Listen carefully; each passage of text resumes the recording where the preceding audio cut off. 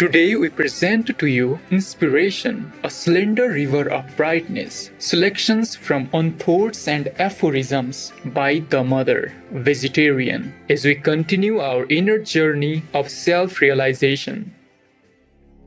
Mira Alfasa, who became known as the Mother or Sri Ma, was born in 1878 in Paris, France. Although she showed great artistic, musical and writing talent at an early age, her real interest was the spiritual side of life. Based on her inner experience and guidance by a saint, she later recognized as Sri Aurobindo. She traveled to India in 1914, where she met him for the first time. As soon as I saw Sri Aurobindo, I recognized in him the well-known being whom I used to call Krishna. And this is enough to explain why I'm fully convinced that my place and my work are near him in India.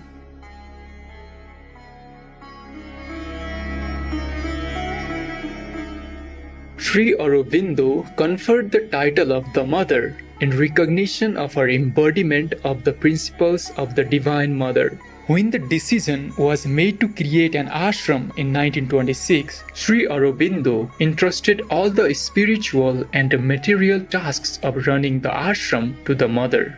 For the next 50 years, under her loving guidance, the ashram developed into a spiritual center for truth seekers.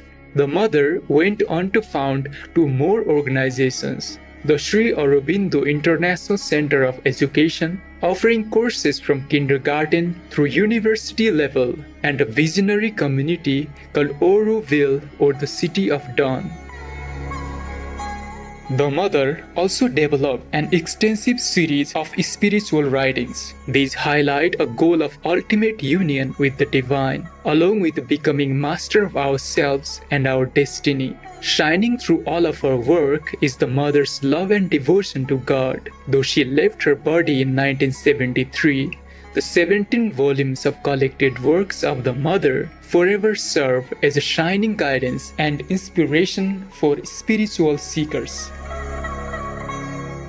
The following passages come from the Mother's book On Thoughts and Aphorisms. Explain a quote by Sri Aurobindo. Inspiration is a slender river of brightness, leaping from a vast and eternal knowledge. It exceeds reason more perfectly than reason exceeds the knowledge of the senses. A certain number of the questions you have asked are alike. Why did Sri Aurobindo say it like this, one thing or another? I could reply, he said it like this because he saw it like this. But to begin with, one thing should be understood. These are definitions given by Sri Aurobindo, definitions which he gives mostly in a paradoxical form to compel us to think. There are dictionary definitions, which are the ordinary explanations of words as they are commonly understood. These do not make you think. What Sri Aurobindo says, however, is said in order to break up the usual conception, to bring you in touch with a deeper truth. In this way, a whole lot of questions are eliminated. The effort one must make is to try to find the deeper knowledge, the deeper truth that Sri Aurobindo has expressed in this way, which is not the usual way of defining a word. I shall select some questions. The first one, which interested me because it comes from a thoughtful person, concerns the word knowledge and compares the way Sri Aurobindo has used the word in this aphorism with the way he used it in the aphorism we read last week. When in last week's aphorism, Sri Aurobindo opposed, as one might say, knowledge to wisdom. He was speaking of knowledge as it is lived in the average human consciousness. The knowledge which is obtained through effort and mental development, whereas here, on the contrary, the knowledge he speaks of is the essential knowledge, the supramental divine knowledge, knowledge by identity. And this is why he describes it here as a vast and eternal, which clearly indicates that it is not human knowledge as we normally understand it.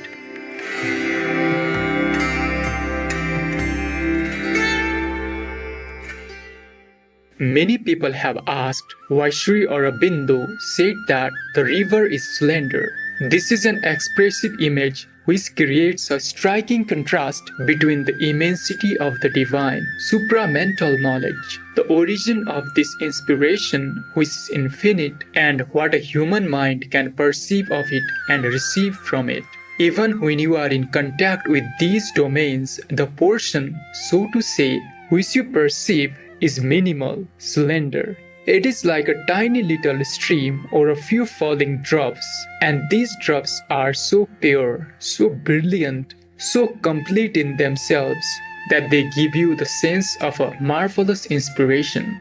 The impression that you have reached infinite domains and a region very high above the ordinary human condition. And yet, this is nothing in comparison with what is still to be perceived. I have also been asked if the psychic being or psychic consciousness is the medium through which the inspiration is perceived. Generally, yes. The first contact you have with the higher regions is a psychic one. Certainly, before an inner psychic opening is achieved, it is difficult to have these inspirations. It can happen as an exception and under exceptional conditions as a grace. But the true contact comes through the psychic because the psychic consciousness is certainly the medium with the greatest affinity with the divine truth. Later, when one has emerged from the mental consciousness into a higher consciousness beyond the mind, beyond even the higher mind, and when one opens oneself to the overmind regions and through the overmind to the supermind, one can receive inspirations directly. And naturally, at that point, they become more frequent, richer, if one may say so, more complete. There comes a time when inspiration can be obtained at will, but this obviously demands considerable inner development.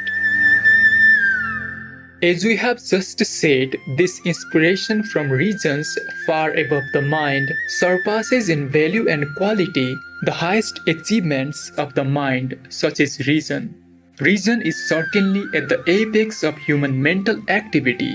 It can review and control the knowledge acquired with the help of the senses. It has often been said that the senses are altogether defective instruments of knowledge, that they are incapable of perceiving things as they are, that the information they supply is superficial and very often faulty. When it is fully developed, the human reason knows this and does not trust the knowledge of the senses. It is only if one is infra-rational, if I may say so, that one believes that all one sees, hears or touches is absolutely true. As soon as one is developed in the region of higher reason, one knows that all these notions are almost essentially false, and that one can in no way rely on them. But the knowledge one receives from this supramental or divine region surpasses all that can be conceived or understood by reason, at least to the same extent that reason surpasses the knowledge of the senses.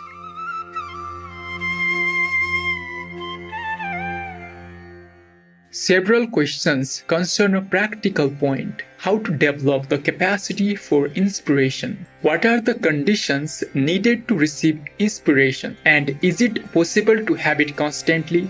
I have already replied to this. When one opens oneself to the supramental regions, one puts oneself in the right state for receiving constant inspirations. Until then, the best method is to silence the mind as much as possible, to turn it upwards, and to remain in a state of silent and attentive receptivity. The more one is able to establish a silent, perfect calm in the mind, the more one becomes capable of receiving inspirations. It was also asked whether inspirations are of different qualities. In their origin, no. They always come down from the regions of pure knowledge and penetrate whatever part of the human being is most receptive, best adapted to receive them. But these inspirations may apply to different domains of action. They can be inspirations of pure knowledge. They can also be inspirations that contribute to one's effort to progress. And they can also be inspirations for action which help in the practical and outer realization. But the question here is the use one makes of the inspiration rather than of the quality of the inspiration. The inspiration is always like a drop of light and truth, which succeeds in penetrating the human consciousness. What the human consciousness does with this drop depends on the attitude, the need, the occasion, the circumstances. It does not alter the essential nature of the inspiration, but it does alter the use one makes of it, its practical application. For more information about the Mother and Sri Aurobindo, please visit sriaurobindoashram.org. Respectful viewers, we thank you for your kind presence for today's episode of Words of Wisdom.